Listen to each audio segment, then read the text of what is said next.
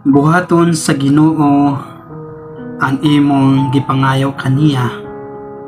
Busa gikinahanglan ang imong pagtuo, imong pagsalig, imong pagduol kay Hesus para imong madawat ang imong ginaampo o imong ginahandom alang kaniya. Maayong adlaw kanatong tanan mga kaigsuonan ko ni Kristo. Kini si Father Erwin, ang inyong amigo sa pagtuo.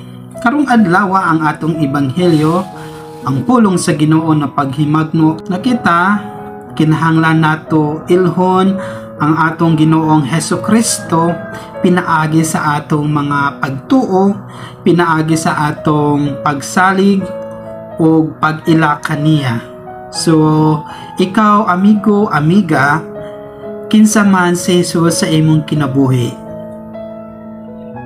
Giunsa nimo pag-ila ang imong manunubos.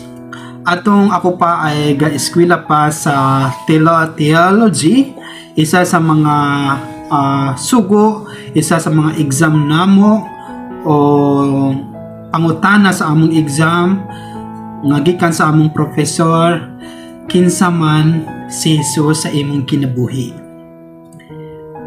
At usahay ang among mga sagot or among mga answer, ang Ginoo kay mangluluwas, ang Ginoo kay buutan kaayo, ang Ginoo kay anak ni Maria. Og mausab ka na ang akong sagot o ang akong answer sa mga sa among exam. Pero sa personal, kinsa man gayud si Jesus. Sa akong kinabuhi mga kaigsuonan, ang Ginoong Hesukristo akong amigo. Amigo nga nailhan nako, pinaagi sa akong mga kasinatian sa kinabuhi, pinaagi sa akong pagtuo, pagsalig kaniya.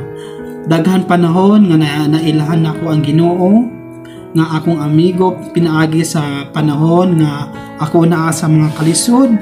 Nailhan nako ang Ginoo nga isa ka amigo nga dili kaniya pasagdan. Andam siya mo damay kanimo, andam siya makigiusa sa imong mga kagul-anan o sa imong mga kalipay. Adunay panahon mga kaigsuonan nga usahay malibog ko, di ko kasabot sa akong mga kasinatian, ang Ginoo magpahimagno kanako kanunay nga naara siya sa akong kiliran, naara sa akong gilid kanunay nagauban kanako. So karong adlaw si Pedro gipangutana sa atong Ginoo nga, Pedro, kinsa man ako alang kaninyo? Niingon din siya, ikaw ang Kristo, Ginoong buhay, na andam mo buhat o maayong mga butang sa mga katawhan, labi na kadtong muduol kaniya, labi na kadtong kanunay nagasalig kaniya. Tapos giingnan siya sa Ginoo nga, mapalad ka Pedro, kay ikaw giatagan o grasya nga mailhan nimo kung kinsa man gayud si Jesus, diba? So maayo nga mailhan nato ang Ginoo nga mahigugmaon, nga andam mo uban kanato bisan sa mga kalisod. So hinaot nga aduna kitay matun-an, hinaot nga andam kita mo salig, mo padayag sa atong mga pagtuo, pinaagi sa atong pagdawat kaniya o pag-abli sa atong mga kasing-kasing. Kay ang Ginoo kanuna gayud nagauban kanato bisan unsa pa man ang atong mga kasinatian sa kinabuhi.